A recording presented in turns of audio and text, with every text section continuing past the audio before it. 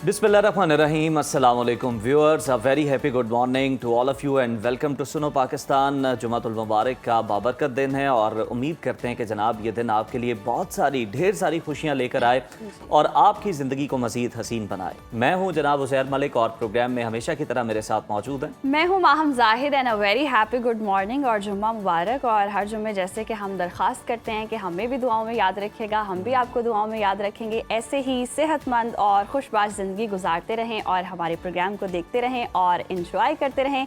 आपकी सुबह को जी मज़ीद शानदार बनाने के लिए हम आ चुके हैं और आज के प्रोग्राम के हवाले से तो हाइलाइट्स उज़ैर ही बता सकते हैं। आज के प्रोग्राम में बहुत कुछ होगा, लेकिन वहाँ मेरा ख्याल है सियासत में काफ़ी कुछ चल रहा है, पहले उसके हवाले से बात कर लेते हैं। तो जनाब तहरीक इंसाफ की जो मुश्किलात हैं वो कम होने की बजाय हम देख रहे हैं कि हर गुजरते दिन के साथ बढ़ती ही चली जा रही हैं। हुकूमत PTI को अब कोई इब्हाम छोड़े बगैर दो टोक पैगाम दिया है कि अगर सियासी इंतशार, सड़कों की सियासत और इदारों पर हमलों का सिलसिला बंद ना हुआ तो फिर कार्रवाई होगी और वो भी सख्त तरीन। जी, और अडयाला जेल के बाहर धरने पर 400 अफराद के खिलाफ मुकदमा दर्ज होना इस बात का वाज़े इशारा है कि अब नरमी का वक्त ख़त्म हो चुका है। लेकिन सवाल यहाँ ये है कि गुज़श्ता रोज़ बानी PTI से मुलाकात का दिन था। मुलाकात के लिए 6 नाम दिए गए, मगर वज़ीर आला खैबर पख्तूनख्वा सुहेल आफरीदी ना फहरिस्त में थे ना मंजर पर थे। ये गैर हाज़िरी महज इत्तेफाक है या अंदरूनी कोई दरार है, इस बात के तो सबूत सामने आएंगे ही। उधर राना सनाउल्लाह ने भी वाज़ेह लाइन खींच दी और वो कहते हैं कि जी बानी PTI के बेटे हों या बहनें हों, सब कानून के दायरे में आएंगे तो मुलाकात होगी। सियासत या दबाव की इजाज़त नहीं होगी। PTI इस वक्त मज़ाहमत और मफाहमत के बीच में लटकी हुई है और सियासी कमेटी इख्तलाफात का शिकार है। बयानिया कन्फ्यूज़ है और तहरीक तहफ़्फ़ुज़ आइन के प्लेटफॉर्म से सियासी मफाहमत की बातें भी हो रही हैं। कॉन्फ्रेंस में शिरकत के लिए रहनुमाओं को दावत दी जा रही है, मगर फैसले के बावजूद अभी तक पीपल्स पार्टी को नज़रअंदाज किया जा रहा है और इत्तलात ये भी हैं कि पीपल्स पार्टी को इस कॉन्फ्रेंस में शिरकत ना देने का फैसला हो चुका है। दूसरी जानिब PTI का मुफाहमती ग्रुप भी मैदान में आ गया है। फवाद चौधरी और दीगर रहनुमाओं की सियासत अडयाला की बजाय कोट लखपत के गिर्द घूम रही है और सियासी मुफाहमत की भरपूर कोशिशें भी चल रही हैं। इसी तमाम तर सूरत हाल पर डिस्कशन कर लेते हैं। हमें ज्वाइन किया है सीनियर रहनुमा पाकिस्तान तहरीक शौकत यूसुफजई साहब ने। बहुत शुक्रिया शौकत यूसुफजई साहब आपके वक्त का। सर, सबसे पहले तो हमें ये बता दीजिएगा कि कुछ बातें सुनने को मिल रही हैं कि बैकडोर राब्ते हो रहे हैं। कोट लखपत जेल जो है वो मुलाकातों का मरकज़ है। शाह महमूद कुरैशी भी एक्टिव हैं और भी फवाद चौधरी के अलावा भी 2-3 नाम सामने आ रहे हैं, महमूद मौलवी का भी। क्या हो रहा है? क्या वाकई कोई डिस्कशन हो रही है, बातचीत हो रही है पसे पर्दा?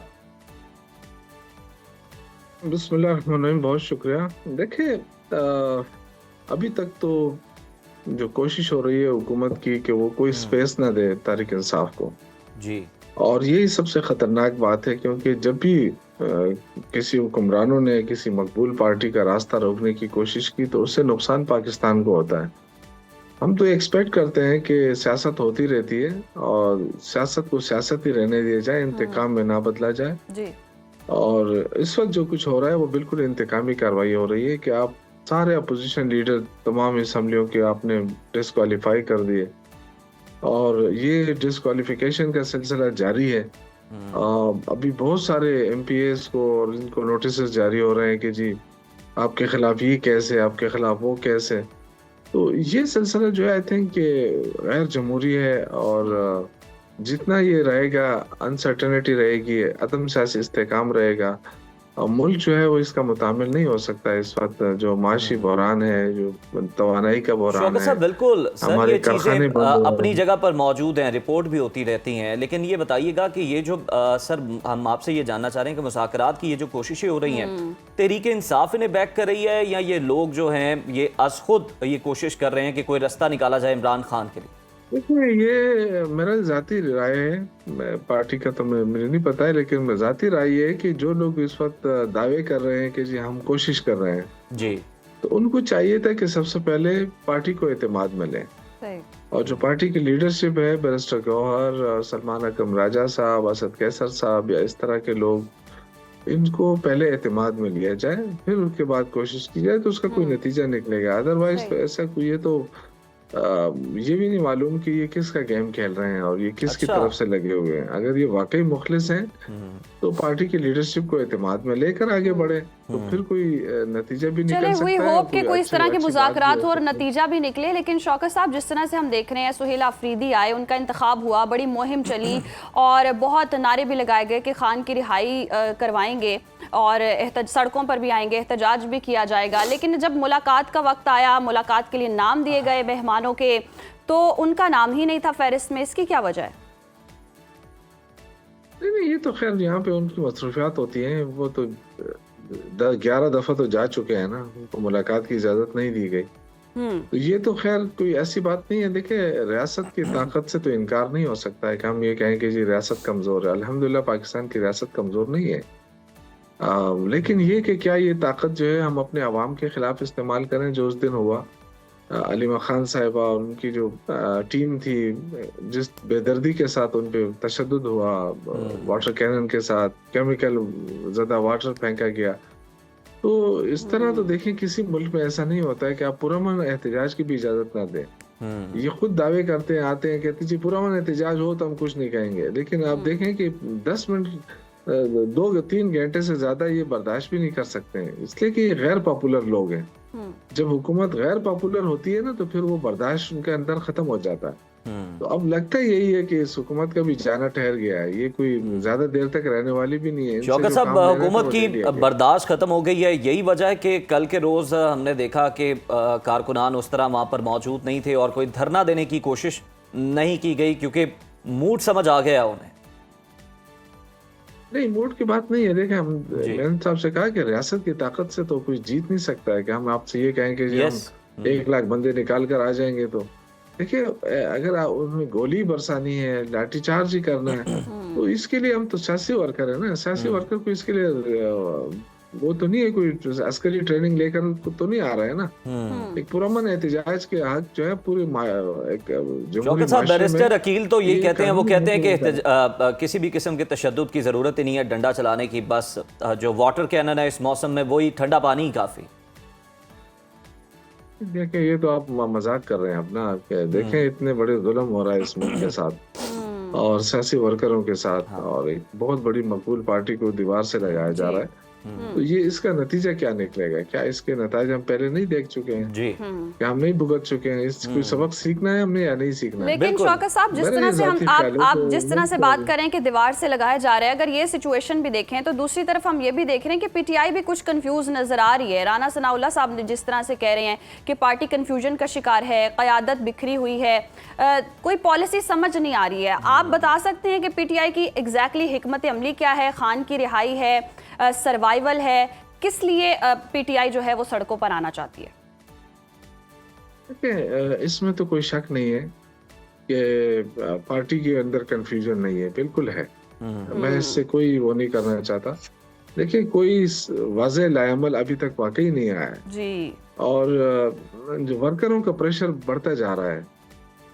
मेरा ये ख्याल है कि जो इस वक्त लीडरशिप है उन पे बहुत बड़ी जिम्मेदारी आयद होती है और उनको लाएमल देना पड़ेगा।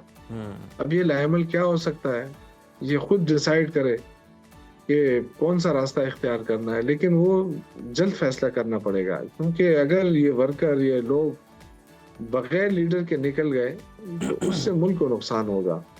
और मेरा नहीं ख्याल है कि कोई अच्छा इकदाम होगा। देखिए, हर चीज के लिए अपना एक होता है, तो पार्टी को चाहिए, जो पॉलिटिकल कमेटी बनी है, और संजीदगी से बैठकर इस मामले के ऊपर जो है ना लाएमल बनाए कि हमने करना क्या है और कैसे सूरत हाल का सामना करना है। और दूसरी बात ये कि जो जिन लोगों को सियासी कमेटी से बाहर किया गया है, जिनमें अली अमीन गंडापुर साहब हैं, शाह फरमान खान है, आतिफ खान है, अली मोहम्मद खान है, और हमारे सीनियर लोग हैं, अगर उनको वापस लेना चाहिए और ये मुशावरती अमल को बढ़ाना चाहिए। मुशावरती अमल इस वक्त बिल्कुल जीरो हो गया है। मेरे जाती ख्याल है, मैं ये नहीं कहता कि मुझे कोई कमेटी में रखा जाए, या मुझे तो ऑलरेडी एक ओहदे की ऑफर हो गई है, लेकिन मैं ओहदे शोहदे नहीं लेता हूँ। लेकिन मैं जरूर ये चाहता हूँ कि पार्टी जो है वो लाएमल दे, जो भी हो, चाहे एहतजाज का लाएमल हो, चाहे मुफाहमत का हो, चाहे, लेकिन कोई जो है ना कंफ्यूजन ना छोड़े। शौकत साहब, यहाँ पर भी हम देख रहे हैं कि आवाज़ जो है वो बुलंद करने की कोशिश की जा रही है। तहरीक तहफ़्फ़ुज़ आईन पाकिस्तान के प्लेटफॉर्म से जो 2 रोज़ा कॉन्फ्रेंस होने जा रही है, इस हवाले से आप कुछ बता सकते हैं कि तैयारियां कहाँ तक पहुंची हैं, किन किन जमातों को मदऊ किया जा रहा है, उन्हें दावत दी जा रही है? नहीं, वैसे तो सबको दावतनामे भेज दिए गए हैं, सबसे अच्छा। राब्ते हो रहे हैं और कोशिश यही हो रही है कि जितनी भी सियासी जमातें हैं उनके साथ बैठकर सही। कोई ऐसा लाएमल अपनाया जाए जिससे सियासत डिरेल ना हो जी। और जमहूरियत डिरेल ना हो। तो ये कोशिश हो रही है, अच्छी कोशिश है। मैं तो तो शौकत साहब, समझता इस हूँ कोशिश में कि ये भी सुनने में देखिए, आ रहा है कि क्योंकि इस कॉन्फ्रेंस में पीपल्स पार्टी भी शिरकत करेगी, उसको भी दावत दी जाएगी। जी जी ऑलरेडी जितनी भी पॉलिटिकल पार्टीज हैं, देखिए हम तो चाहते हैं कि सियासत तो सियासत भी रहे ना, उसको इंतकामी उसका दर्जा नहीं मिलना चाहिए। जो देखिए गलतियां तमाम जमातों से हुई हैं इस मुल्क में, कोई ऐसा नहीं है कि हर लीडर से गलतियां हुई हैं, लेकिन मेरा ये ख्याल है कि अगर हम अपनी गलतियों से सीख लें और मुल्क को आगे ले जाने का भी सोचें। इस वक्त आपकी जी। मईशत जो है वो गिरी हुई मईशत है, आप नहीं उठा सके उसको। इमरान खान की हुकूमत तो खत्म कर दी, लेकिन महंगाई को आप कम नहीं कर सके। आपने कोई नए कारखाने नहीं खोले, बल्कि 100 से ज्यादा कारखाने तो पंजाब में बंद हो गए, लोग बेरोजगार हो गए। तो मईशत का तो बेड़ा गर्क हो गया है, क्योंकि एक्सपोर्ट आपकी कम हो रही है। तो मेरा कहने का मकसद ये है कि आप इमरान खान को हटाने के बाद भी आप जी। मुल्क को तरक्की पर नहीं ले जा सके, तो फिर आगे क्या होगा? हम कर्जे ही लेते जाएंगे। कर्जे तो ऑलरेडी 76-77 हजार अरब पे पहुंच गए हैं। बिल्कुल, हमारे कर्जे कौम जो है बढ़ते ही वो जा रहे कर्जों के हैं। बोझ तले तो दबी हुई है, ये मुल्क भी। शौकत साहब, आपकी बात ठीक है सर। इस पर भी आपका कमेंट चाहूँगा कि हम देख रहे हैं कि सुहेल आफरीदी साहब कोशिश करते हैं मुलाकात करने की, 11 दफ़ा वो जा चुके हैं जब से वज़ीर आला मुंतखब हुए। लेकिन अब आपको नहीं लगता कि कल जो रावलपिंडी की अदालत में उन्हें इश्तिहारी करार देने की, उनको मीना खान को और उनके साथियों के खिलाफ जो इश्तिहारी करार देने की कार्रवाई शुरू हुई, उसका आगाज़ हुआ, तो अब कुछ मुश्किलात पेश आएंगी उनको अडयाला का रुख करते हुए? देखिए, ये तो मैं आपसे यही तो अर्ज कर रहा हूँ ना कि स्पेस जी। खत्म होती जा रही है आहिस्ता आहिस्ता। देखें, जो भी इमरान खान से मुलाकात की इजाज़त चाहता है या जो भी इमरान खान से करीब होने की कोशिश करता है या उसके लिए कोशिश करता है, तो उनके खिलाफ मुकदमे आप देखें ना, कितने लोगों के खिलाफ मुकदमे। यानी एक तो अवामी अदालत लगी थी 8 फरवरी को, जी। उस 8 फरवरी को तो जिन जिन लोगों को अवाम ने वोट दिया उन सबको तो चुन चुन कर अब हटाया जा रहा है, उनके खिलाफ मुकदमे बनाए जा रहे हैं। तो मेरा जाती ये राय है कि अब होगा क्या, या तो लोगों को एंगेज किया जाए ना, हमारी जो एस्टेब्लिशमेंट है वो खुद इस बात पे जी। सोचे कि जिस हुकूमत को वो बैक कर रही है, क्या वो डिलीवर कर सके हैं? वो डिलीवर नहीं कर सके, उनमें इतनी इस्तात नहीं है, तो आगे जाके होगा क्या? मेरा तो जाती राय है कि कोई ऐसा माहौल बनाया जाए जिसमें सियासी डायलॉग हो। बिल्कुल दुरुस्त फरमा रहे हैं आप शौकत मामलात साहब को कि अच्छी ऐसा तरह माहौल बढ़ाया। बनना चाहिए कि मुल्क बेहतरी की तरफ जाए, सियासतदानों को इकट्ठा होना चाहिए, मुल्क की बेहतरी के लिए सोचना चाहिए। लेकिन हम देखते आ रहे हैं कि इंतकामी सियासत का सिलसिला थमने का नाम नहीं ले रहा। जब वो लोग इक़्तिदार में थे तब भी इंतकामी सियासत थी, ये लोग इक़्तिदार में तो भी इंतकामी सियासत है, तो आखिर ये सिलसिला फिर रुकेगा कब? देखिए, मैंने आपसे कहा ना कि अगर हमसे गलतियां हुई है तो बिल्कुल हमें एक्सेप्ट करना चाहिए कि ये गलतियां, जिस तरह शहजाद अकबर जो हमने लॉन्च किया था, जी। आई थिंक ये हमारा बहुत ही गलत फैसला था। अच्छा। और बुजदार भी सर। बहुत सारी और भी गलतियां हुई होंगी, लेकिन मैं ये समझता हूँ कि अगर हमने इन गलतियों को ही दोहराना है तो मुल्क के लिए तो नुकसानदायक है। हम सब देख रहे हैं कि मुल्क नीचे जा रहा है। आप बेशक उड़ान की बातें जी। करें, लेकिन जिस मुल्क की मईशत जो है वो उड़ान में ना हो, और सही है। तो वो बड़ा मुश्किल हो जाता है। सिर्फ आप कर्जे लेके अपने मुल्क को चला रहे हैं, स्टॉक एक्सचेंज को आप थोड़े अरसे के लिए बड़ा वो कर देते हैं कि जी क्योंकि नया पैसा आ गया है अकाउंट में, तो लेकिन ये पैसा जा रहा है कहाँ? क्योंकि इसमें करप्शन भी बहुत ज्यादा हो रही है। तो मैं उन तमाम एस्टेब्लिशमेंट हो या वो तमाम लोग जो इस मुल्क के खैरख्वाह हैं, वो जरूर देखें कि हमें हमारे अंदर क्या मुश्किलात कहाँ आ रही है, खामी कहाँ आ रही है, कहाँ पे हम नुकसान उठा रहे हैं। सही। अब मजीद नुकसान उठाने सर के वो लिए तो बार बार हमें निशानदेही सबक यही कर रहे हैं सीखना कि 9 मई वाला मामला है, आप उस पर एतराफ़ करें, माफ़ी मांगे और आगे बढ़ें। इसी तरह मामला आगे जा सकते हैं। निशानदेही तो वो कर रहे हैं। नहीं, ये निशानदेही नहीं है। ये तो देखें ना, अगर उस वक्त जो मुतालबा हो रहा था कि जी जुडिशल कमीशन बना के इन तमाम चीज़ों का, अब आप मुझे बताएं कि इतने अरसे बाद अब सीएम बन गया, और सीएम बनने के बाद वहाँ से वफाकी वज़रा प्रेस कॉन्फ्रेंस शुरू करते हैं कि जी इनका दहशतगर्दों के साथ ताल्लुक है और ये फंडिंग करते हैं। अब आप अंदाज़ा करें कि एक बंदा जो है वो कितने अरसे से सियासत कर रहा है, फिर वो बलदियाती इलेक्शन भी लड़ चुका है, फिर एमपीए भी बन चुका है, फिर मिनिस्टर भी बन चुका है। जब वो वज़ीर आला बनता है तो उसके खिलाफ एक मुहिम शुरू हो जाती है। तो ये कहने का मकसद है कि देखिए जस्टिस जहांगीरी के साथ क्या हो रहा है आपको पता है। तो अभी तक वो ठीक ठाक था, लेकिन जैसे ही वो अपने फैसले पे अड़ गया तो उसके साथ क्या सलूक हो रहा है, ये इस मुल्क के अंदर ये चीजें अब खत्म होनी चाहिए। मैं तो रिक्वेस्ट कर सकता हूँ। बिल्कुल, मुल्क के ये लिए मामला दिल हुआ, दुखता कल है के रोज़ कि ये फैसला आया, लेकिन उनके पास अपील का हक मौजूद है। वो जा सकते हैं और देखते हैं कि उनकी अपील पर क्या फैसला होता है। आप सही कह रहे हैं कि जो सियासत है उसमें बेहतरी की गुंजाइश है, और एतराफ़ करने के बाद जो गलती हुई हैं उसके बाद आपस में जितनी सियासी जमातें हैं ये मिलकर आगे बढ़ सकती हैं, और इस सिलसिले में कोशिश भी कर रही है कौमी कॉन्फ्रेंस के लिए तहरीक तहफ़्फ़ुज़ आईन लेकिन पाकिस्तान। उसमें उज़ैर बहुत यही है शुक्रिया ना कि आपका दोनों शौकत साहब। पार्टीज को कहीं ना कहीं कॉम्प्रोमाइज़ करना पड़ेगा। क्लैश यही आता है कि उनके मुतालिबात माने नहीं जाते और वहाँ से कहा जाता है कि जी रिहाई तो अदालतों ने देनी है। तो दोनों केसेस में अब हम देख सकते हैं कि पीटीआई की भी हिकमत अमली उस तरह से वाज़े नहीं है कि सड़कों पर आकर रिहाई नहीं होती। हम देखते हैं कितनी बार एहतजाज हुआ है, कितने हंगामे हुए हैं, कितना कुछ हो गया है, लेकिन उसके बाद भी रिहाई इस तरह से मुमकिन नहीं है। तो कोई हिकमत अमली अगर पीटीआई वाजे कर दे तो माइट भी पॉसिबल कि दोनों तरफ से इत्तेफाक हो सकेगा। बिल्कुल जी, और अब आपके साथ एक खबर शेयर करते हैं, और ये दिफाई महाज से बहुत बड़ी खुशखबरी है। पाकिस्तान नेवी ने एक और ताकतवर कदम आगे बढ़ा दिया है। जदीद हथियारों से लैस हंगूर क्लास आबदोज गाजी को चीन के शहर वुहांग में शुआंगल्यू बेस पर कामयाबी के साथ लॉन्च किया गया है। ISPR के मुताबिक ये पाकिस्तान नेवी के हंगूर आबदोज प्रोग्राम का एक और अहम संग मील है। और आबदोज गाजी की लॉन्चिंग के बाद चीन में ज़ेरे तामीर चारों हंगूर क्लास आबदोजें अब सी ट्रायल्स के मरहले में दाखिल हो चुकी हैं, और वाज़े रहे कि गाजी हंगूर क्लास की चौथी आबदोज है जो चीन में तैयार की गई। पाकिस्तान और चीन के दरमियान 8 हंगूर क्लास आबदोजों का मुआहदा तय पा चुका है, जिनमें से 4 चीन जबकि 4 पाकिस्तान में तैयार की जाएंगे। कराची शिपयार्ड में ये आबदोजें ट्रांसफ़र ऑफ टेक्नोलॉजी के तहत बनाई जा रही हैं, जो कि मुल्की दिफाई खुद इन्हिसारी की जानिब बड़ा कदम है। ISPR का कहना है कि हंगूर क्लास आबदोजें जदीद तरीन हथियारों और सेंसर से लैस होंगी और दूर तक अहदाफ को निशाना बनाने की मुकम्मल सलाहियत रखती हैं। ये आबदोजें ना सिर्फ पाकिस्तान नेवी की ज़ेरे समुंदर ताकत में इजाफा करेंगी, बल्कि खित्ते में अमन, तवाज़ुन और इस्तेहकाम के लिए भी एक मजबूत पैगाम। पाकिस्तान नेवी मजबूत, जदीद और हर चैलेंज के लिए मुकम्मल तौर पर तैयार। ज़बरदस्त जी, और यकीनन ये दिफाई निज़ाम में बहुत ही बेहतरीन इकदाम किया जा रहा है। पानियों की बात हो रही है तो जनाब जी जी आसमान से बरसने वाले पानी का भी जिक्र हो जाए। मुत्तहदा अरब अमारात में बारिशों के बायस शहरियों के लिए अलर्ट जारी किया गया है। मुत्तहदा अरब अमारात के मुख्तलिफ इलाकों में बारिशों ने मामूलात ज़िंदगी मुतासिर किए हैं। फुजैरा, रासुल खैमा, शारजा और दुबई में शदीद और मूसलाधार बारिश के बायस कई सड़कें ज़ेरे आब आ गई हैं और रोज़मर्रा की सरगर्मियाँ मुतासिर हुई हैं।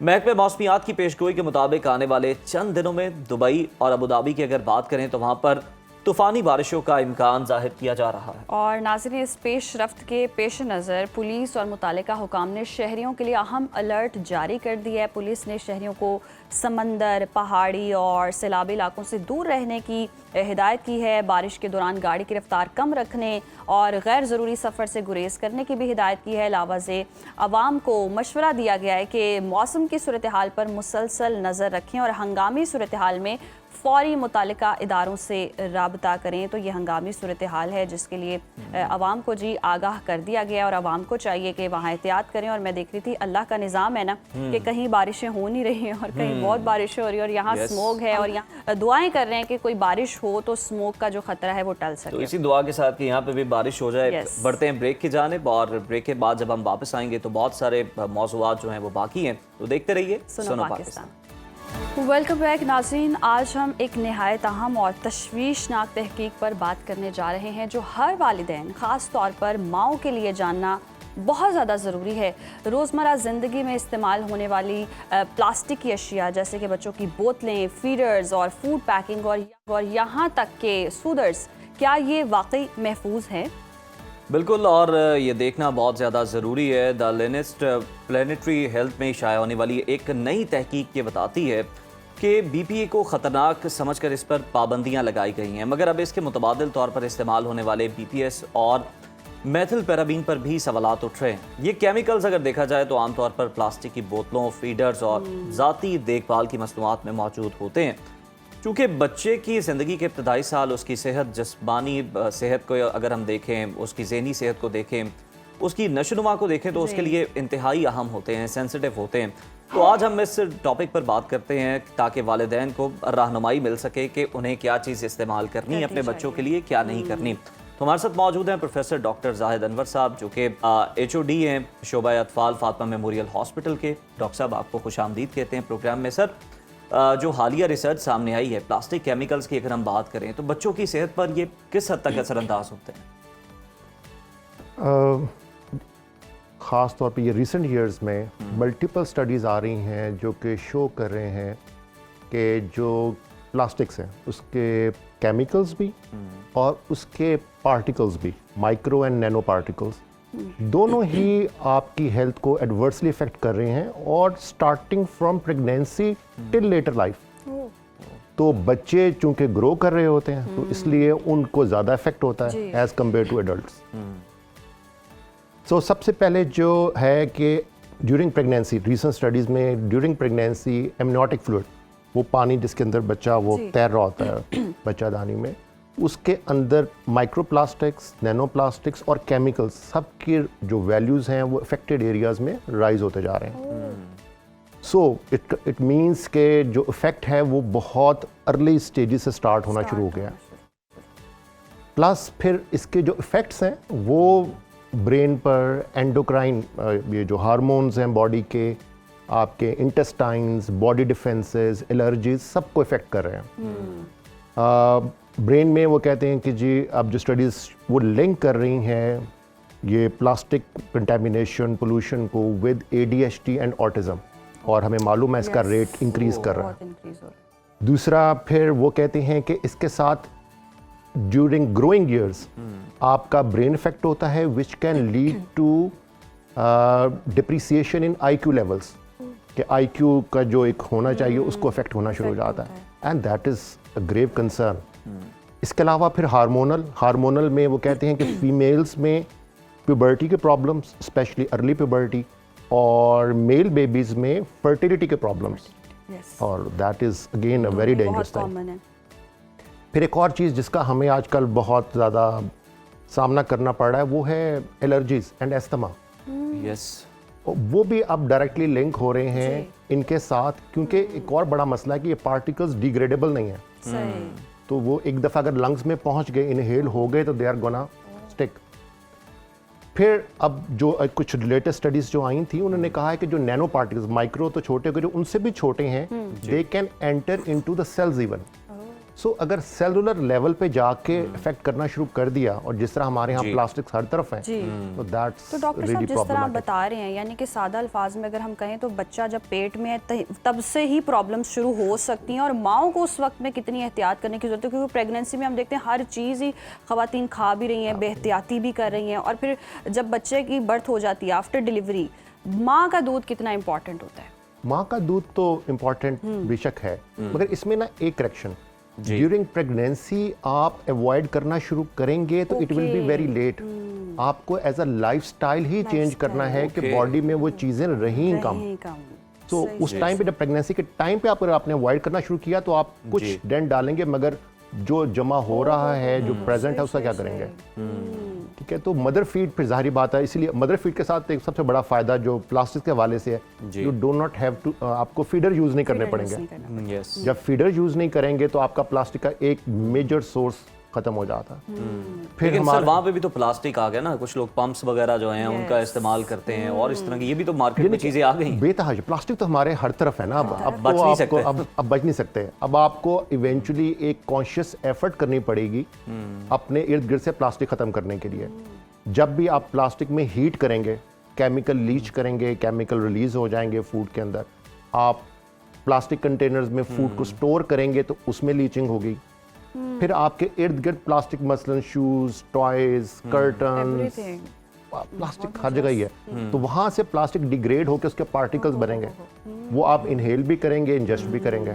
अच्छा डॉक्टर साहब, जिस तरह से बात हो रही थी माँ के दूध के हवाले से, उसका तो नेमुल बदल ही कोई नहीं है, बेहतरीन है, लेकिन सर कौन सी ऐसी कंडीशंस होती हैं जिसमें फिर माँ का दूध बच्चे को नहीं दिया जाता और फिर मुतबादिल हमें आपको दूध देने पड़ते हैं, फार्मूला मिल्क देने पड़ते हैं और अब पैदाइश हुई है उसके फ़ौरन बाद भी शुरू करवाने पड़ते हैं, कौन से ऐसे हालात होते हैं?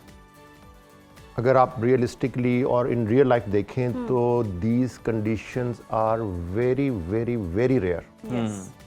ठीक है, उसके अंदर अब माँ का दूध डेवलपिंग कंट्रीज में WHO कहता है कि अगर माँ को TB भी है, HIV भी है, कुछ भी, आप मदर फीड ना छुड़वाएं। अच्छा, ठीक है ना। डेवलप्ड कंट्रीज के लिए हैं कि मदर फीड करके आप फार्मूला पे चले जाएं, मगर for developing countries which is जिसमें हम भी आते हैं जी, तो आप अगर मदर में एक्टिव इन्फेक्शंस हैं वो तब भी कहते हैं कि आप मदर के टेस्ट कर लें, एक दफ़ा वो एक्टिव इन्फेक्शन से निकल आए तो आप मदर फीड को दें। ठीक है। सिर्फ चंद एक कंडीशन जिसमें आप हो सकता है मिल्क वैसे ही ना दे सकें, जिन्हें इनबॉर्न एरर्स ऑफ मेटाबॉलिज्म कहते हैं कि पैदाइशी तौर पे आपके बॉडी में कुछ ऐसे मेटाबॉलिज्म के डिसऑर्डर्स हैं जिसमें आप दूध जर्नल दूध ले ही नहीं सकेंगे, उसके लिए और शायद स्पेसिफिक दूध दूध चाहिए। प्रोड्यूस भी नहीं होता उस तरह से। दूध प्रोड्यूस तो नहीं हो जाएगा मगर उसमें बच्चा नहीं कर पाता, दूध को ब्रेक डाउन नहीं कर पाता। सही। उसमें वो टॉक्सिसिटी, वो केमिकल्स पैदा होने शुरू हो जाते हैं जो बच्चे को एडवर्सली इफेक्ट कर रहे होते हैं। फिर उनके लिए स्पेशल दूध होते हैं, वो एक चीज़ ही तो अलग है। जाहिद साहब ये जो ख़वातीन जिनके वैसे तो ज़्यादातर ही आजकल सी सेक्शन हो रहे होते हैं तो उसके बाद भी कुछ दिन तो रेकमेंड नहीं करते और फौरी तौर पर दूसरा फार्मूला मिल्क जो है वो देना पड़ रहा होता है बच्चे को। जब वो फार्मूला मिल्क आपने 1-2 दिन पिला दिया तो फिर उसके बाद तो बच्चा उसी पे सेट होता है, वो फिर बिल्कुल उससे हट नहीं सकता। असल में इसमें ना अवेयरनेस तो मेरा ख्याल है अब जिस तरह आप लोग प्रोग्राम बार बार कर रहे होते हैं, अखबार TV हर कोई कह रहा है कि मदर फीड दें, अवेयरनेस तो है मगर एज सच थोड़ा सा उसको ज़रा कैजुअल लेते हैं थोड़ा सा। तो उसमें वही आपके जो पहले 2-3 दिन की बात है, सिजेरियन सेक्शन हुआ है, मदर रिकवरी रूम में है, उसमें 2-3 घंटे लगने हैं, बेबी का इतनी देर में क्या करेंगे आप? शुगर लो होना भी एक ऑप्शन नहीं है तो आप मिल्क दे देते हैं, मगर फिर उसका तरीका ये कार है जैसे ही मदर हो साथ लैच करवाना शुरू करें, कैंगरू केयर साथ लगाएं, फीड भी आ जाएगी और बच्चा मदर फीड पे भी आ जाएगा, अभी कुछ नहीं होता।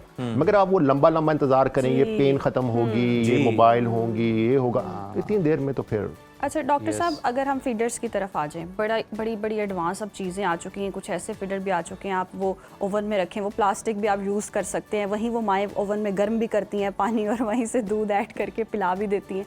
ये एक तो प्लास्टिक होना और दूसरा उसको गर्म कर देना। माइक्रोवेव तो दूध को करना ही नहीं है ना, वो आप उसको प्लास्टिक को तो माइक्रोवेव में रखना ही नहीं है, ये तो टोटली नो है। जितना भी अच्छा प्लास्टिक हो, कुछ भी प्लास्टिक हो, आपको जो दूध गर्म करना है वो गर्म पानी के अंदर रख के उसमें डिप कर सकते हैं एट मैक्सिमम।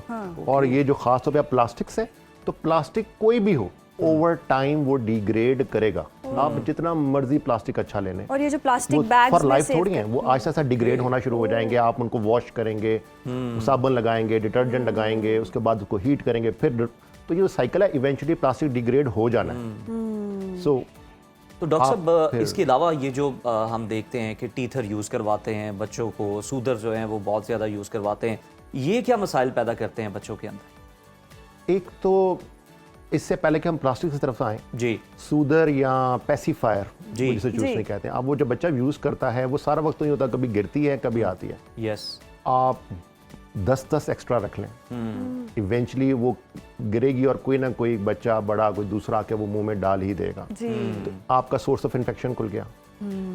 सही। प्लस फिर जब आप ये पेसिफायर्स या टीथर्स बहुत लंबा टाइम यूज करेंगे तो वो फिर टीथ की शेप, स्वॉलोइंग, वोकलाइजेशन, वो सारे ऐसे करके इफेक्ट होना शुरू हो जाते हैं। ठीक है ना, अजीब सी शेप हो जाती है बच्चों की, आगे से दांत यूं निकल आते हैं। That is really bad. माएँ जो है वो कह रही होती है कि चले बच्चा चुप रहेगा, सुकून रहेगा थोड़ी देर, तो इसे सूदर दे देते हैं, इसको चाहिए ये, कुछ जैसे बच्चे, अब ये पता नहीं बेथ है कि बच्चे जी दांत निकाल रहे हैं तो उसको कोई हार्ड चीज़, मतलब अब फूड की तरफ जा रहे होते हैं तो पहले लिक्विड की तरफ होते हैं, फिर हार्ड फूड देना है तो उसमें भी वो बच्चा बाइट कर रहा होता है। तो आजकल मेरे अपने घर में बच्चा जिसके दांत निकल रहे तो वो हर चीज़ को, हर सॉलिड चीज़ को बाइट करना चाहता है। जो है ना teething process, it's a slow process, ये कोई एक दिन का काम तो है नहीं। टीथ आएंगे, आते आते वो ऊपर बाहर की तरफ आएंगे and then grow out as well, फिर एक के बाद दूसरा।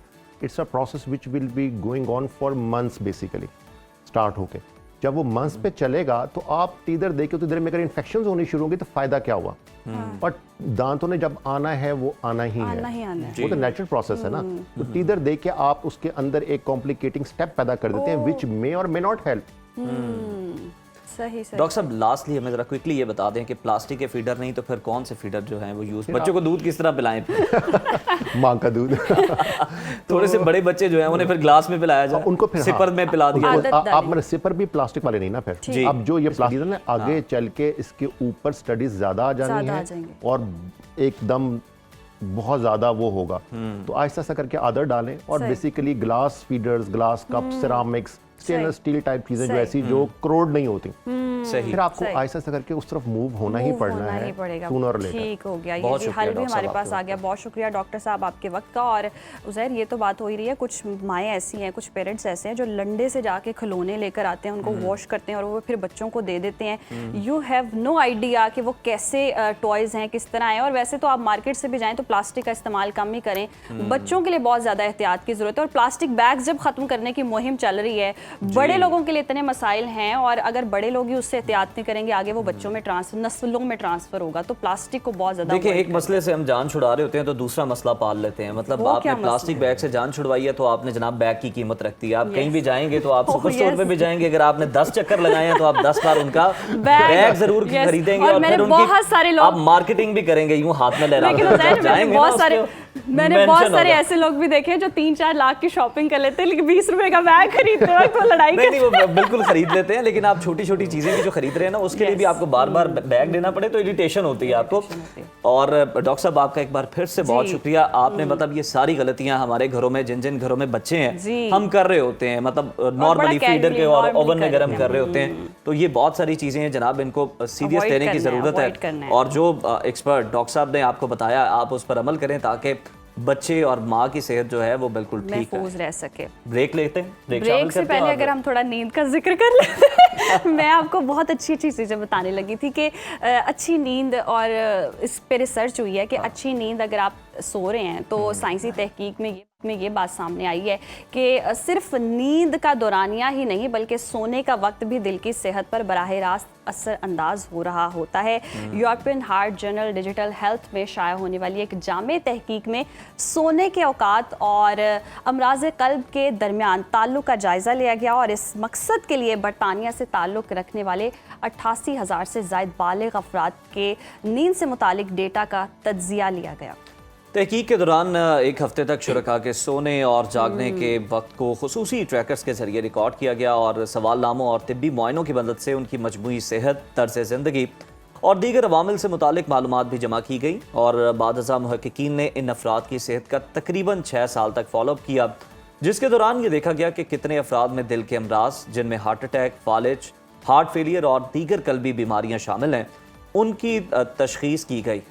और तहकीक के नताइज के मुताबिक वो अफराद जो रात 10 बजे से 11 बजे के दरमियान सोने के आदी थे उनमें दिल के अमराज का ख़तरा निस्बतन कम पाया गया, और इसके बरक्स रात 11 बजे के बाद सोने वालों में दिल की बीमारियों का ख़तरा बढ़ता हुआ देखा गया। जबकि आधी रात या उसके बाद सोने की आदत रखने वाले, ये जो मिडनाइट क्रेविंग्स जिनको होती हैं, फूड पान कर करके खाते हैं, तो उनके लिए तकरीबन जी 25% तक ज़्यादा जो है वो बढ़ गया ये जो है मार्जिन के आपको हार्ट अटैक हो सकता है, कोई बीमारी दिल की लग सकती है। तो अब आप देख लें कि आप किस वक्त सोते हैं और अपना अपना एनालिसिस कर लें, अपने अपने लाइफस्टाइल का एनालिसिस कर लें कि किस तरह से आप डीप स्लीप लेते हैं या नहीं लेते हैं। तो सोना जी, टाइम पर सोना बहुत ज़्यादा इंपॉर्टेंट है। यहाँ वक्त है ब्रेक का, देखते रहिए सुनो पाकिस्तान।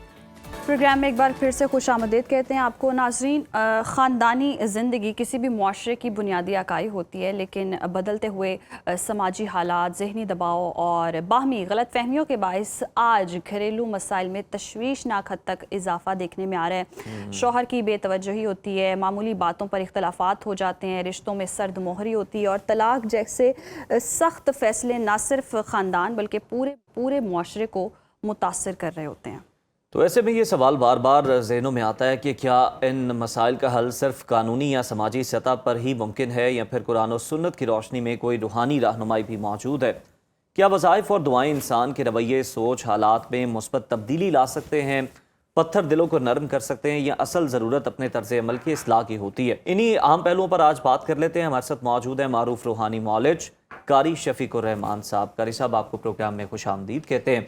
सर, सबसे पहले तो जो हमने बात की है कि हम सब बड़े पत्थर दिल हो गए हुए हैं और फैमिलीज़ के अंदर भी देखें उसके अलावा आपकी दोस्तियों के अंदर भी देखें तो लोग जो हैं वो दिल नरम नहीं रहे, इन्हें किस तरह से नरम किया जा सकता है एक दूसरे के हक में? जी बिस्मिल्लाहिर्रहमानिर्रहीम। उज़ैर भाई, अगर बात की जाए इंसान की और इंसान में फिर उसके जिस्म की और उसके दिल की, तो दिल के लिए दीन में बहुत अच्छे वज़ाइफ भी और अच्छे रवैये और तालीमात भी है। अच्छा। मसलन आप एक दुआ है, अगर आप अपने पूरे दिल को नूर से मुनव्वर करना चाहते हैं तो अल्लाह के रसूल ने फरमाया अल्लाहुम्मा जअल फी क़ल्बी नूरा। ये सुबह सवेरे, जब सुबह सवेरे नूर फूट रहा होता है ना, तो आप कुरान और सुन्नत के नूर को अपने दिल के लिए रिक्वेस्ट कर रहे होते हैं, या अल्लाह मेरे दिल को पूरे नूर से पूरे दिल को भर दे। एक दुआ है, जो चाहता है उसका दिल हमेशा रोशन रहे, हमेशा मुअत्तर रहे, खुश खुरम रहे, वो ये दुआ पढ़ ले। पूरी दुआ है, लेकिन मैंने आपको दिल लगी वाली बात की है। और इसी तरह दूसरी है, आप इसी तरह अल्लाहुम्मा ताहिर कल्बी, ऐ अल्लाह मेरे दिल को नूर से भी भर दे और मेरे दिल को पकीजगी से भर दे। पाक साफ रोशन ईमान नूर से मुअत्तर दिल। आप कभी देख सकते हैं कि वो कभी अपने को बेगाना समझेगा, वो तो बेगाने को भी अपनायत देता है, दुश्मन को भी दोस्त बनाता है, चाहे जाए कि दोस्त को दुश्मन बनाना शुरू कर दे। जो जीता हुआ उसको हारता नहीं है और जो हारा हुआ उसको जीतने की कोशिश करता है। इसी तरह एक दुआ है बहुत जबरदस्त, या मुसब्बितल कुलूब सब्बित कल्बी अला दीनिक। ये तो आपको अपने घर में भी ठहराव पैदा करती है ये दुआ, आपको समाज में भी ठहराव देती है, आपको दीन में भी ठहराव देती है, हत्ता कि आपको आपके नजरिए से भी नहीं टूटने देती ये दुआ। कोई बंदा नजरिए से टूट रहा हो, घर से टूट रहा हो, इदारों से टूट रहा हो, ये दुआ पढ़नी शुरू कर दे, अल्लाह की रहमत से उसका दिल पूरा मुअत्तर रहेगा। और एक दुआ फिर चले मुअत्तर रहे लेकिन खराब तो ना हो। और खराब ऐसा ना हो कि बंदों से टूटते टूटते रब से टूट जाए। उसके लिए बड़ी बेहतरीन दुआ है, रब्बाना ला तुज़िग़ कुलूबाना बअद इज़ हदैतना व हब लना मिन लदुनका रहमा इन्नका अंतल वहाब। ऐ प्यारे सुन रब, मेरे दिल को रोशन मुनव्वर करने के बाद, हदायत से मुअत्तर करने के बाद इसे टेढ़ा ना कर, कजरवी ना आए, इसके अंदर टेढ़ा पान ना आए, इसके अंदर बुरा पान ना आए, इसके अंदर बद्दा पान ना आए, ये तेरे से ना टूटे। और यही होता है कि बसौकात बंदा मुर्ताद हो जाता है। मसलन बसौकात बंदा सही चल रहा है, नेकी पे चल रहा है, नेकी से बदी पे आ गया है, इस्लाम पे चल रहा है, अचानक कुफर पे आ गया है। मेंटेनेंस की दुआ है। और कुछ लोग ऐसे होते हैं कि कुछ खानदान ही तबाह हो जाते हैं, इतनी दुश्मनियां पाल लेते हैं अपने दिलों में। दुश्मनी खत्म करने की कोई ये तो आपने बता दी ना अपने लिए, उनके लिए अब क्या हो सकती है? देखिए, दुश्मनी खत्म करने के लिए या इस तरह की अपने घर और फर्ज से लेके खानदान जितने भी हैं उनके लिए अल्लाहुम्मा अलिफ बैना कुलूबिना व अस्लिह ज़ात बैनिना अल्लाहुम्मा अहसिन आकिबतना फिल उमूरी कुल्लिया वाजिरना मिन खिज़्यिद दुनिया व अज़ाबिल आखिरा। अल्लाह मेरे जितने भी उमूर दुनियावी है और जितने भी उमूर दीनिया है सब में खैर भर दे और सब में रहमत भर दे। और एक बहुत ज़बरदस्त दुआ है, रब्बी औज़िअनी अन अशकुरा निअमतक अल्लती अनअमत अलैया व अला वालिदैया व नअमल सालिहन तरज़ाहु व अस्लिह ली फ़ी ज़ुर्रियती इन्नी तुब्तु इलैका व इन्नी मिनल मुस्लिमीन। ये दुआ ज़माने जीतने वाली दुआ है, मुआशरे जीतने वाली। और सैयदना सुलेमान अलैहिस्सलातु वस्सलाम आप देखें वाहिद पैगंबर हैं कि जिसको अल्लाह ने दीन में नबूवत अता की है और मुआशरे में बकायदा पूरी हुकूमत अता की है, बादशाह। गोया कि बहुत बड़े दीनदार नबी भी हैं और साथ हुकूमत में बड़े सिपासलार भी हैं। वो जब भी कोई मामला बनता और जब भी कोई खैर का मामला आता तो ये दुआ पढ़ा करते थे। ये एक दुआ है, लेकिन इस एक दुआ में तकरीबन दसियों चीजें हैं जो देखी जा सकती हैं और डिस्कस करने का वक्त नहीं है जी। रब्बी औज़िअनी अन अशकुरा निअमतक अल्लती अनअमत अलैया। इस दुआ से आपके वालिदैन भी खुश रहेंगे, इस दुआ से आपके बच्चे भी खुश रहेंगे, इस दुआ से आपके बीवी आपकी भी खुश रहेगी जो बस औकात खुश नहीं होती। अल्लाह अल्लाह बस कर जाए बात समझ।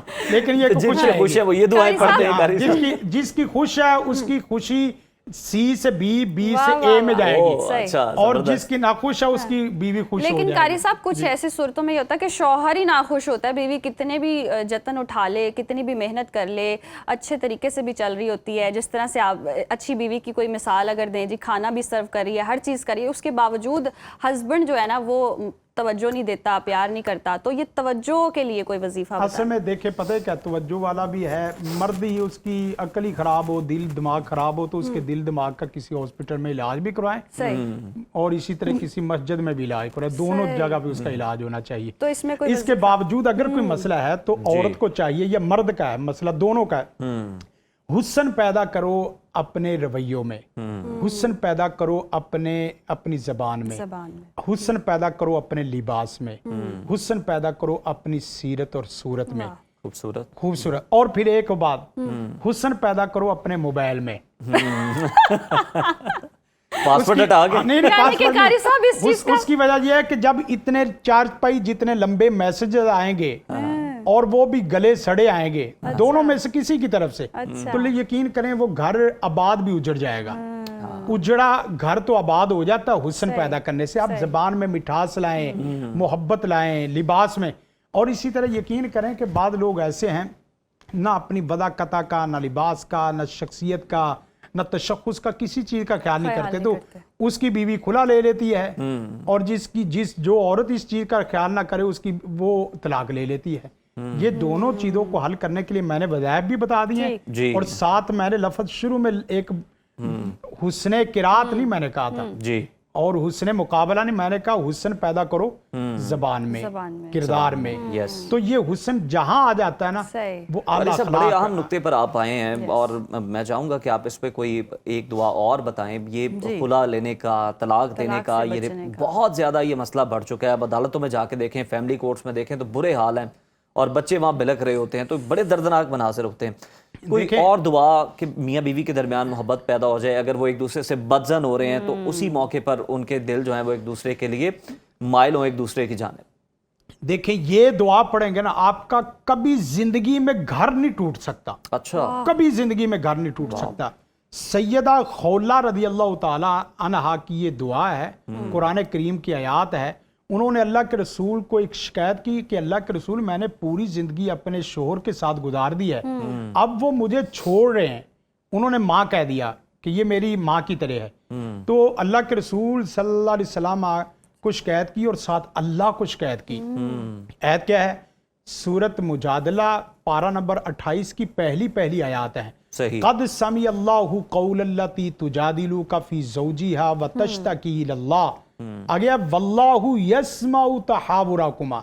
अल्लाह ने इस आयत को, इस शिकायत को सुन लिया है। 2 रकत नमाज पढ़ें और ये दुआ पढ़ें और एक रब्बी अनजिलनी मुनज़लन मुबारका व अंत खैरुल मुनजिलीन। ऐ अल्लाह मेरा उठना, मेरा बैठना, मेरा जिस घर में मैं जहां रहूं खैर पे रहूं, मैं जहां रहूं वहां रहमत हो, जहां हूं वहां खैर हो। ये दुआ बहुत जबरदस्त है। अब औरतों को, हमारी बच्चियों को ये दुआ इस पे लगाएं, अल्लाह ताला आसानी पैदा फरमाएगा। और साथ एक और बात है कि ये जो दुआ है बिस्मिल्लाहि अल्लाहुम्मा जन्निबना शैतान, ये सिर्फ ये नहीं है कि आप खलवत सहिया हो उसी वक्त ये दुआ पढ़ें, आप वैसे भी दुआ पढ़ सकते हैं। बिस्मिल्लाहि अल्लाहुम्मा जन्निबना शैतान व जन्निबि शैतान फी मा रज़क़तना। यकीन करें कि शैतान आपकी सांसों के, आपके ख्यालों के करीब भी नहीं आ सकता। चाहे जाए कि आपकी नस्लें खराब कर गया है, आपकी बीवी बच्चे सारे टूट गए, घर उजड़ा हुआ है, और इस घर, इस दुआ से यकीन करें कि कभी भी कोई बंदा ये दुआ पढ़े उसका घर कभी उजड़ नहीं सकता। जबरदस्त। क्या दुआ है? अल्लाहुम्मा सुब्बा अलैहल खैर सब्बा वला तजअल ऐशाहा कद्दन कद्दा। ऐ अल्लाह इस पूरे घर को खैरो बरकत से भर दे, इसको टुकड़ा टुकड़ा करके तोड़ ना दे, इसको तलाक की शक्ल में, खुला की शक्ल में उजाड़ ना दे। आप ऐशो इशरत में रहेंगे।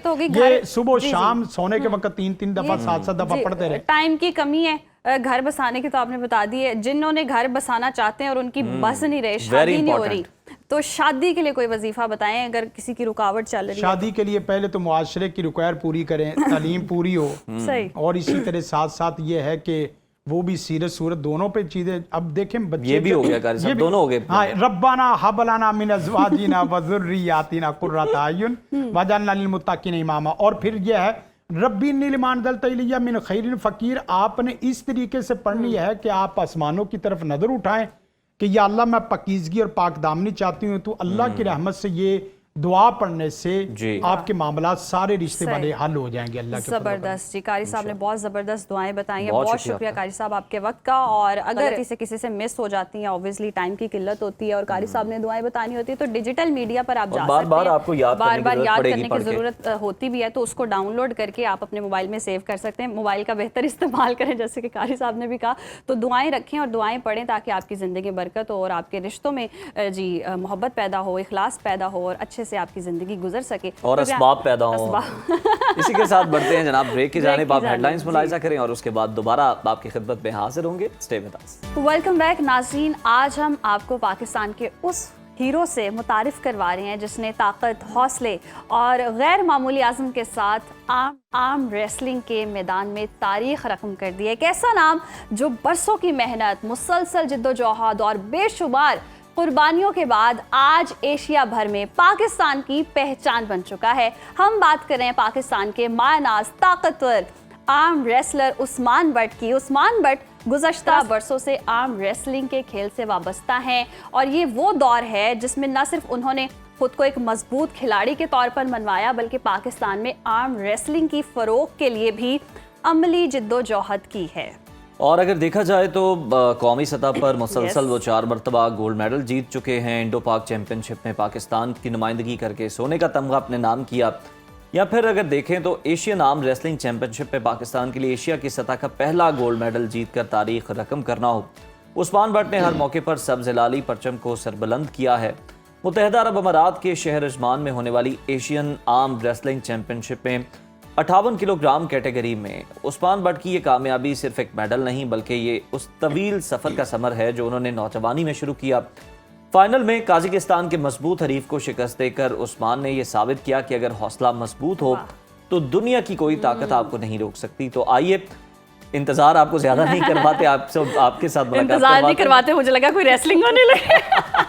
यस, लेकिन गेस्ट एक या दो होते तो करवा भी सकते थे। जनाब खुसूसी मेहमान आपके साथ करवाया जा सकता है। मैं ये खतरा मोल नहीं ले सकता। आप अगर मेरी कुर्बानी चाहती हैं कोई और तरीका तलाश करें। जी जी। Arm wrestling champion Usman Butt साहब हमारे साथ मौजूद हैं। उस्मान साहब आपको खुशामदीद कहते हैं। Thank you so much. एक तो आपने इतना ज़बरदस्त काम किया उस्मान साहब, सबसे पहले तो आपको हम मुबारकबाद तो देते ही देते हैं। ये बताइएगा इस इतने बड़े मुकाबले के लिए आपको यकीन था, तैयारी आपकी जो इस तरह की चल रही थी बड़ी पहले से, कि आप जनाब ये गोल्ड मेडल अपने नाम कर सकते हैं, हरा सकते हैं इतने मजबूत हरीफों को? कितना खास मोमेंट है ये बड़ा ही स्पेशल मेरे लिए मोमेंट है। इसके लिए अल्हम्दुलिल्लाह बरसों की तैयारी है। It's a long journey. 2009 से इस गेम को मैंने स्टार्ट किया था और पहले तो शौक़ था, वैसे ही स्कूल कॉलेजेस में खेलते थे, लेकिन जब पता चला कि 2009 में इसकी फेडरेशन है, official Pakistan arm wrestling federation, जो कि प्लेयर्स को प्लेटफॉर्म मुहैया कर रही है जो कि नेशनल और इंटरनेशनल में जाके पाकिस्तान का नाम रोशन कर सके। उनके फाउंडर है कैसर खान साहब, जिन्होंने ये फेडरेशन 2009 में बनाई। वो एज अ इसमें बात करने से पहले हिस्ट्री थोड़ी पता होनी चाहिए। वो खुद भी एज अ प्लेयर है, वो खुद भी शेर पाकिस्तान, रुस्तम पाकिस्तान और पाकिस्तान के वो वाहिद सोमो रेसलर हुए हैं जिन्होंने एशिया में जाके मेडल लिया था। जबरदस्त। उन्होंने ये देखा कि आर्म रेसलिंग इंटरनेशनल लेवल पे खेल रहे हैं, क्यों ना पाकिस्तान में इसकी बुनियाद रखी जाए और पाकिस्तान की जो यंग जनरेशन है, यूथ है, उनको प्लेटफॉर्म मुहैया किया जाए ताकि पाकिस्तान का बाहर जाके नाम रोशन कर सके। वो अल्हम्दुलिल्लाह उन्होंने फिर फेडरेशन बनाई। जब मुझे पता चला कि फेडरेशन वहाँ पे जाके देखा कि सब प्लेयर्स हैं और बाकायदा टेबल है आर्म रेसलिंग की। पहले तो किसी बेंच वगैरह पे करते थे ना, उसकी बाकायदा टेबल है, डायमेंशन है टेबल की, वो बाकायदा वहाँ पे आर्म रेसलिंग होती है। वहाँ पे जाके फिर देखा, फिर उन्होंने अब तक फेडरेशन की जो है 2009 से 4 नेशंस हो चुकी हैं। अच्छा। 12th एडिशन ये रिसेंटली अभी फ़ख्र पाकिस्तान का हुआ है। तकरीबन 10 मिस्टर पंजाब हो चुके हैं और ये 2015 में इंडो पाक चैंपियनशिप हुई थी जिसमें अल्हम्दुलिल्लाह उसमें भी गोल्ड लिया था मैंने। जबरदस्त। इंडिया की टीम पाकिस्तान में आई थी तो ये, और तब से ये जर्नी स्टार्ट हुआ और हमेशा से जहन में यही था कि कोशिश का पाकिस्तान का इंटरनेशनल लेवल पे जाके नाम रोशन किया जाए, पाकिस्तान के लिए गोल्ड चाहिए था। उस्मान साहब, और आप गोल्ड ले भी आए, बहुत ही जबरदस्त बात है, हमारे लिए भी फख्र की बात है पूरे और ऐसे पाकिस्तान के वक्त लिए में लाया जब ऐसे गोल्ड बहुत महंगा और ऊपर जाता था। बहुत महंगा। और एक प्लीज आपकी बात काट दूं, करेक्शन प्लीज, आपने 58 किलो कहा था, -85 है अच्छा अच्छा कैटेगरी 85। बस वो फिर 5-8 आगे पीछे हो गया, वो नंबर आगे पीछे चला गया। जी प्लीज। चलें, ये करेक्शन भी हो गई। मैं सोच भी रहा था, मैं कहा 58 किलो हो नहीं सकता। अच्छा उस्मान साहब, ऑब्वियसली जब हम बच्चे होते हैं तो कोई ख्वाब देखते हैं कि मैंने ये करना है, ये करियर में ऐसे करना है, तो आपको कब रियलाइज हुआ कि आप आर्म रेसलिंग कर सकते हैं? ये खेल का रुझान कैसे? खेल का रुझान जाहिर सी बात है, मेरी भी बड़ी ख्वाहिश थी कि क्रिकेटर बनूं, अच्छा लेकिन अच्छा। लेकिन उसके बाद आपको पता है उसके लिए बड़ा ही वो एक पूरा एक वो है क्राइटेरिया। लेकिन अल्हम्दुलिल्लाह जब आस्ता आस्ता चीज़ें ग्रो हुए, देखी चीज़ें, जिम स्टार्ट किया जी, तो फिर वहाँ से अंदाज़ा हो कि कुछ जोर जमाई के लिए, और बट भी हैं फिर आप। उस्मान साहब मजबूत खिलाड़ियों से आप लंबे लंबे छक्के तो मार ही सकते हैं। वो जाहिर सी बात जब खेलते थे मारते थे, लेकिन जब छोड़ दी फिर आर्म रेसलिंग में आ गए है, तो फिर उसमें अल्हम्दुलिल्लाह अपना कैरियर को लेके चले। जबरदस्त। अच्छा उस्मान साहब, अभी ये बताएं कि ट्रेनिंग के हवाले से अपनी बताएं, कितनी हार्ड ट्रेनिंग होती है, कितनी मुख्तलिफ होती है बाकी खेलों से, और डेली आप कितने घंटे ट्रेनिंग करते हैं?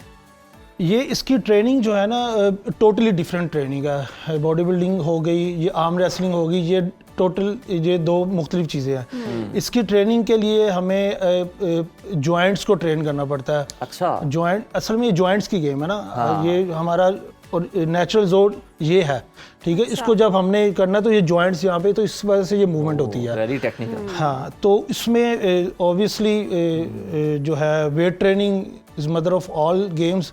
तो इसमें वेट ट्रेनिंग है, मसल्स ट्रेनिंग है, जिससे हम अपने जॉइंट्स की भी ट्रेनिंग करते हैं। और इसकी ये स्पेशल इक्विपमेंट्स है, ठीक है, अच्छा, आर्म रेसलिंग को ट्रेन करने के लिए। और इसमें डिफरेंट टेक्निक्स भी है, हुक भी है, टॉप रोल भी है, और उसको मुख्तलिफ टेक्निक्स को ट्रेन करते हैं डिफरेंट इक्विपमेंट से। अच्छा। तो और रही बात ट्रेनिंग की, जब तो हम उसमें क्या कहते हैं किसी कंपटीशन की प्रेप में हो, तो एटलीस्ट कम से कम भी 2 से ढाई घंटे और 3-3 घंटे भी उस ट्रेनिंग को टाइम लग जाता है कंटिन्यूसली जी, एक दिन में। सही सही सही सही, तो जबरदस्त। हाँ, तो जब पीक वीक हो तो 3 घंटे 4 घंटे भी उसको हो जाते हैं, क्योंकि हर एंगल को ट्रेन करना पड़ता है। उस्मान साहब, ये तो होगी ना ट्रेनिंग की भी हमने बात कर ली। ऑब्वियसली हर किसी शोबे में, हर जर्नी में जहाँ जीत होती है, गोल्ड मेडल होते हैं, वहीं मुश्किलात भी बड़ी होती हैं करियर में। तो 17 साल के करियर में कौन सा मरहला आपको ऐसा लगा कि ये बहुत टफ है, या कोई ऐसा मुकाबला जिसने बड़ा टफ टाइम दिया हो आपको?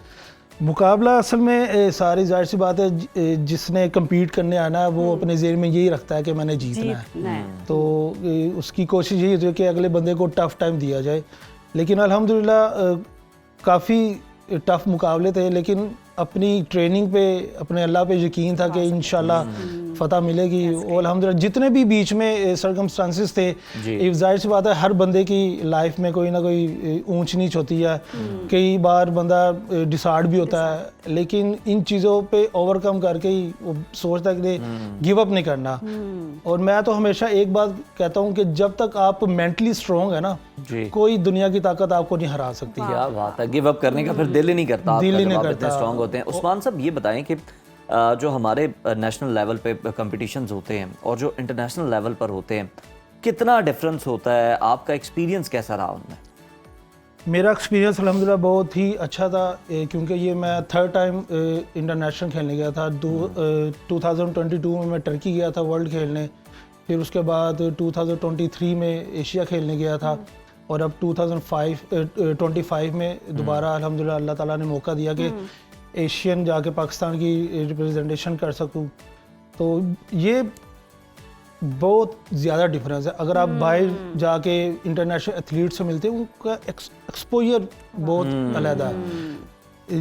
वो फुली फोकस्ड है अपनी गेम में, ठीक है। यहाँ पे तो हमें काफ़ी मेहनत करनी पड़ती है। मेहनत के साथ में मुश्किलात का फरोग बड़ा के वो लिए है। अवेयरनेस भी बहुत ज़्यादा चाहिए। उसके साथ साथ जाहिर सी बात है हुकूमती सरपरस्ती कोई भी नहीं है, अच्छा, ठीक है। इवन के फेडरेशन को भी कोई भी नहीं है, वो भी अपनी तौर पे जो कर रही है।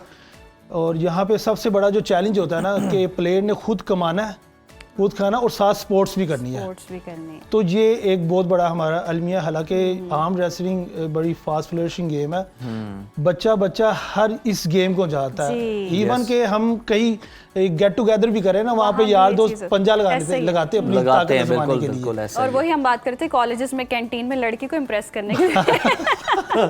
कोई ऐसा शौक तो नहीं लेकिन लेके आए मेरा आप कोई रेसलिंग? ऐसा कोई मेरा लास्टली experience टाइम की नहीं था। कमी है, कोई मतलब हमारे रिवायती हरीफ से कोई मुकाबला हुआ और इंडिया से कोई 2015 का इंडिया में, यस 2015 में इंडिया की टीम जब पाकिस्तान आई थी, सही। ईवान इकबाल में ये हुआ था मुकाबला, और वो था बेस्ट मोमेंट अल्हम्दुलिल्लाह। वाह वाह वाह, अल्लाह का शुक्र है, अल्लाह ने बड़ी इज्जत रखी। अल्हम्दुलिल्लाह। और उसमें तब मैं खेला था -80 कैटेगरी में, ठीक, तो वो बेस्ट ऑफ 3 मैच था, उसमें अल्हम्दुलिल्लाह गोल्ड मेडल हासिल किया था। चलें, ज़बरदस्त है उस्मान साहब, और हमारी बेस्ट विशेज़ हैं आपके लिए कि आप इसी तरह जनाब और भी आगे जो कंपटीशन है इंटरनेशनल लेवल की आप वो विन करें।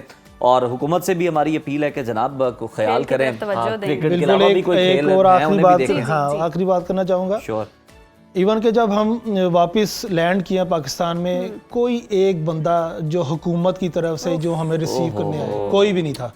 देखिए माली आपने क्या मतलब वाकई ये मैं भी थोड़ा सा मोटिवेट यार, ये हो है गया ना, हूँ, डाउन हो गया हूँ ये बात वाकई ये मोमेंट सुन के कि ना, आपने चले किसी की माली मदद नहीं करनी लेकिन आप उसको मॉरली सपोर्ट तो कर Motivate सकते तो हैं। कर उसमें क्या लगता है Appreciate करना इतने वजीरों मुशीरों की फौज जफर मौज है, कोई एक दो भेज दें जाके अच्छे तरीके से वेलकम करें जनाब, कौमी हीरो आ और रहा है, वैसे विन हम हर करके आ चीज रहा है वेस्ट आपके की लिए। फॉलो कर रहे होते हैं जी। हमने वेस्ट की तरह के खेल अपने मुल्क में लेकर आने, खेलों को अलमिया फरोग है, देना है, अलमिया। हमारा अलमिया है। दावे वादे बहुत कर रहे होते हैं लेकिन जब नतीजा निकलना होता है तो ये सूरत हाल है, और वाकई ये बताते हुए भी हमें मायूसी हो रही है। खैर फिलहाल प्रोग्राम में वक्त हुआ ब्रेक का, देखते रहिए सुनो सुनो पाकिस्तान। पाकिस्तान।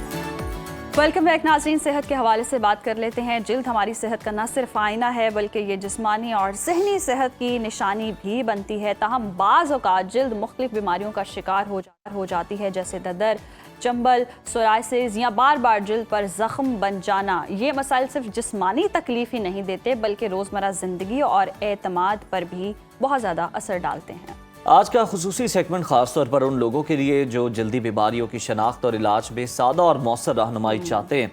जल्दी अमराज की वजूहात, अलामात और कुदरती इलाज पर रोशनी डालेंगे। हमारे साथ मौजूद हैं मारूफ माहिर तिब प्रोफेसर हाफिज फरहान हनीफ साहब। फरहान साहब आपको खुशामदीद कहते हैं प्रोग्राम में।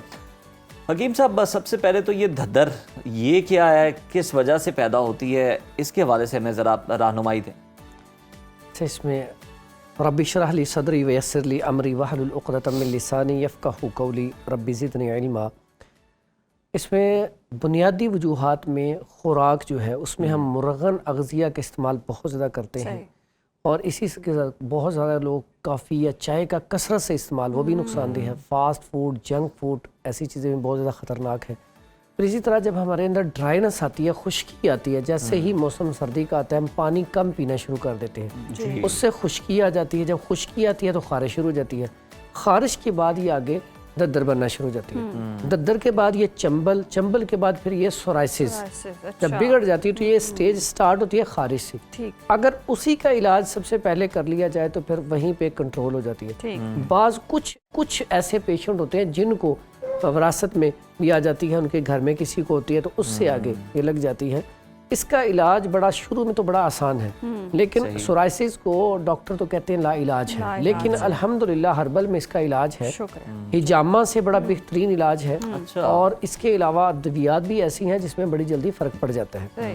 इसमें अगर खारिश है तो खारिश में बड़ी बेहतरीन दवाई है। एक तो खाने में सादा ग़िज़ा लें, दलिया, जौ, सागुदाना वगैरह, छिलका इसबगोल दूध में मिला के ले लें। फिर उसके बाद सब्जियों में घिया कद्दू, घिया तोरी, टिंडे, शलजम, गाजर, मूली, हलवा कद्दू, दाल, मूंग वगैरह ये चीज़ें इस्तेमाल की जाए, क्योंकि ये जो मर्ज़ है बेसिकली गर्मी खुश्की का मर्ज़ है जो सोराइसिस है, और खारिश खुश्की, सर्दी खुश्की, गर्मी दोनों में हो जाती है। तो इसलिए पानी का इस्तेमाल ज़्यादा करें। ऑयली चीज़ें इनके हंडिया में देसी घी डाल के इस्तेमाल किया जाए। तो ऐसे में अगर कैस्टर ऑयल 1 कप गर्म पानी में मिला के पिया जाए तो उससे भी जब अक्सर औकात होता है कि ड्राइनेस की वजह से कॉन्स्टिपेशन हो जाती है, कब्ज़ हो जाती है, तो ये बीमारियों की जड़ है, यहाँ से शुरू होता है। सबसे पहले खारिश के लिए सादा सा इलाज बताता हूँ।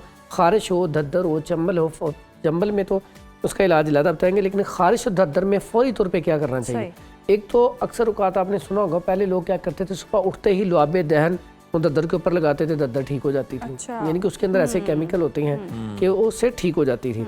उसके अलावा बड़ा सादा सा नुस्खा है, इसमें काली जीरी है, ठीक है, और गंधक आंवला सार है, और इसमें है गेरू, ठीक है। तीन चीज़ें लेके इसका फाइन पाउडर कर लें। हम इसकी कहते होते हैं 6-6 माशे की 3 खुराकें कर लें। ठीक है। अब 6-6 माशे की 3 खुराकें। पहले इन तीनों को 6-6 माशा लें, इसका फाइन पाउडर कर लें। पाउडर करने के बाद 3 खुराकें बना लें। 2 खुराकें आप दही के साथ खा लें। ठीक है। तीसरी खुराक आप सरसों के तेल में मिला के या दही में मिला के जिस्म के ऊपर लगा लें। और ये अल्हम्दुलिल्लाह ऐसा इलाज है कि आज तक अक्सर औकात 98% तो लोग पहले ये इसी से ही ना खारिश खत्म हो जाती है और दर्द भी खत्म हो जाती है। बहुत सारे तौर पर मुस्तकिल तौर, क्योंकि स्टार्टिंग होती है ना, और पूरा दिन दही खिलाएं या उबले चावल खिलाएं पूरा दिन। अच्छा, ये परहेज है। ये परहेज है, तो ये पहले दिन में खत्म हो जाती है। अगर फॉर एग्जाम्पल ये बढ़ गई है, ये चंबल बन गई है, तो चंबल का इलाज जो है, चंबल अक्सर आपने देखा है पहले एक हिस्से पे होती है, फिर बढ़ती जाती है, पूरे वजूद पे आ जाती है। अच्छा। अगर स्टार्टिंग में चंबल एक जगह पे कुछ हिस्से पे हुई है, तो उसके लिए बड़ा सादा सा इलाज है। आप ये ना जमाल गोटा अक्सर मिल जाता है आम पंसार स्टोर से, ठीक है। तो इसमें अगर आप ये वैजलिन लें, सरसों का ऑयल, सॉरी, ये सरसों का ऑयल आप ले लें 50 ग्राम, 50 ग्राम थोड़ा सा आता है, इतना सा ये लेके, यानी कि ये 50 ग्राम है इसमें 20 अदद इसके बीज निकाल लें। ठीक है। बीज निकालते हुए भी एहतियात करें, कोई प्लास्टिक कोई चीज़ पहन लें आप, जैसे ग्लव्स वगैरह होते हैं। ठीक है। निकाल के इसके अंदर इसकी अच्छी तरह इसको मरहम बना लें। तो ये इतना अच्छा इलाज है कि अगर इसे उस जगह पे लगाया जाए तो फौरी तौर पे चंबल का इलाज हो जाता है, ठीक है, वो ख़त्म हो जाती है। जबरदस्त। उसके बाद तारपीन ऑयल बड़ा बेहतरीन है। तारपीन ऑयल ले लें 50 ग्राम और काफूर ले लें 10 ग्राम। इसको भी अच्छी तरह मिला कर रख लें, या जहाँ पे भी आपके चंबल है वहाँ पे आप लगाएं। 1 हफ्ते में, दिन में 2 मरतबा लगा लें, 1 हफ्ते में चंबल ख़त्म हो जाती है, ठीक है।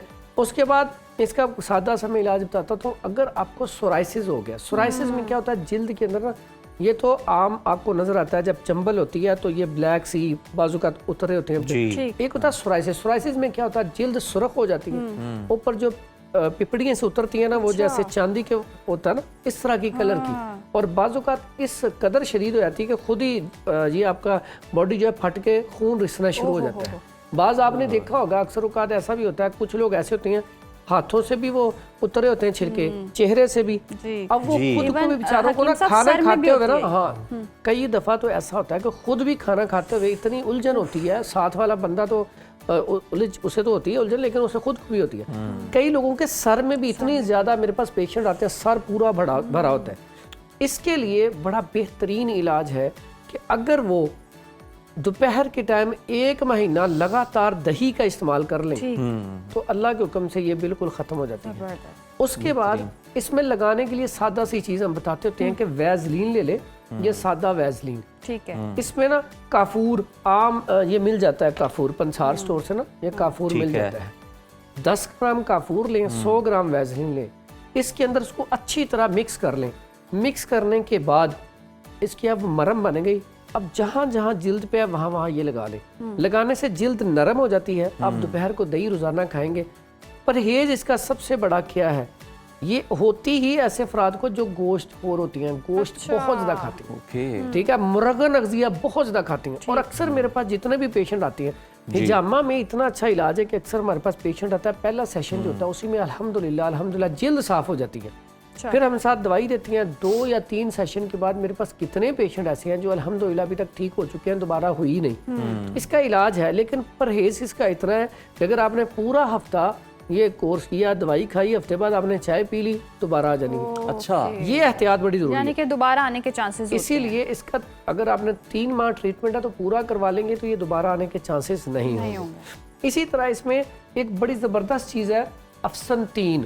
अगर ये अफसन-3 1 नंबर मिल जाए, इसका फाइन पाउडर करके इसके 500 mg के कैप्सूल भर लिए जाए, सुबह शाम इसका कैप्सूल खिलाया जाए, ये सबसे पहले तो खारिश के लिए अच्छा है, फिर चंबल के लिए अच्छा है, फिर सोराइसिस के लिए अच्छा है, जिल्दी अमराज जितने भी हैं, क्योंकि मुसफ़ी खून है, ये बवासीर को भी ख़त्म करता है। टोटल जितने भी खूनी जिनका ताल्लुक है खून की खराबी के साथ, टोटल उसके लिए बड़ा बेहतरीन इसका रिजल्ट है। मुझे लग रहा है हमारे पास फटकरी भी मौजूद है, उसका बिल्कुल फटकड़ी आपने बड़ी ज़बरदस्त चीज़। अगर आप इसमें गेरू ले लें जी 50 ग्राम, फटकड़ी ले लें 50 ग्राम और संग जराहत ये ले लें 50 ग्राम, तीनों का फाइन पाउडर करके ये अगर सोराइसिस वाले बंदे को खिलाया जाए तो फौरी तौर पे फौरी रिजल्ट मिलता है। यानी कि पहले दिन उसकी तबीयत सुकून में आ जाती है। यानी कि उसको जो एक जलन हो रही होती है या खारिश हो रही होती है या उलझन हो रही होती है, ज्यादातर केसेस में मतलब आपकी ग़िज़ाओं की वजह से होता है, आपके अंदरून से शुरू होता है और स्किन पे बाहर आता है। ये तो बड़े रेयर केसेस हैं कि किसी ने कोई वहाँ पे कोई इस तरह की चीज़ वैक्स करवा ली या कुछ करवा लिया तो उसको तो चले एलर्जी हो सकती है, लेकिन ये ज्यादातर अंदरूनी होता है। ज्यादातर ये अंदरूनी होता है। ठीक है, ज्यादातर अंदरूनी होता है या जो गर्म इलाकों में रहते हैं, ठीक है, बहुत ज्यादा गर्म इलाकों में रहते हैं, ऊपर से गर्म ग़िज़ाएं खाते हैं, उनको ये चीज होने के चांसेस बहुत ज्यादा। खुश्की भी फिर बहुत ज्यादा। इसमें फिर इन्फेक्शन के लिए हम साथ ये देते होते हैं, उसमें इन्फेक्शन के लिए आप हल्दी, मुलट्ठी और सौंफ 3 चीजों का फाइन पाउडर करके दे दे तो ये साथ साथ वो क्या करेगा, इन्फेक्शन को खत्म करेगा। ठीक है, और इसमें फिर एक बड़ा सादा सा नुस्खा, कई लोगों को ना जलन बहुत होती है, जलन के लिए सादा चीज है, धनिया है हमारे पास, ये चीनी है और सौंफ है। सिर्फ 3 चीजों का नुस्खा, सादा सी सस्ती सी, फाइन पाउडर कर ले, आधा चम्मच सुबह शाम खाना खाने से पहले अगर इस्तेमाल किया जाए तो इससे ठंडक आ जाएगी, फौरी तौर पर रिलीफ मिलना शुरू हो जाएगा। सही। और ये फैल भी सकती है अगर किसी ये बड़ी खतरनाक है। मैंने आपको बताया कि पहले थोड़े से फिर पूरी बॉडी पे आ जाती है। लाइक इन्फेक्शन के बाद एक से दूसरे शख्स बिल्कुल एक से दूसरे को हो जाती है, एहतियात करनी चाहिए। इसमें हमारे पास ये उनाब, अक्सर हम कहते होते हैं ये सादा सी चीज़ है लेकिन इसके फायदे बड़े हैं, दिल के लिए बहुत अच्छी है, मुसफ़ी खून है। और शरबत उनाब बड़ा मीठा होता है, इसको आप रात को पानी में भिगो के भी इस्तेमाल कर सकते हैं, इसका शरबत बना के भी इस्तेमाल कर सकते हैं। शरबत उनाब भी फौरी तौर पे खूनी जो बीमारियां होती हैं, आपको जलन हो रही है, आपको खारिश हो रही है, फौरी तौर पे फाका देता है। इसी तरह मुरब्बा गाजर, क्योंकि इसका इलाज हम तरी से करते हैं, तार गर्म चीज़ें, तो मुरब्बा गाजर अगर सुबह के टाइम ले लिया जाए तो उससे भी बड़ी जल्दी इस चीज़ को फाका होता है। सोराइसिस जो है उसके लिए बड़ा इफेक्टिव होता है। ठीक है, तो इसमें अक्सर औकात हम क्या करते हैं, लगाने के लिए ऑयल जी, ये बादाम का अगर ऑयल, इसके छिलकों का ऑयल निकाल लिया जाए ना, इसका छिलकों का ऑयल या गंदम जो होती है इसका ऑयल,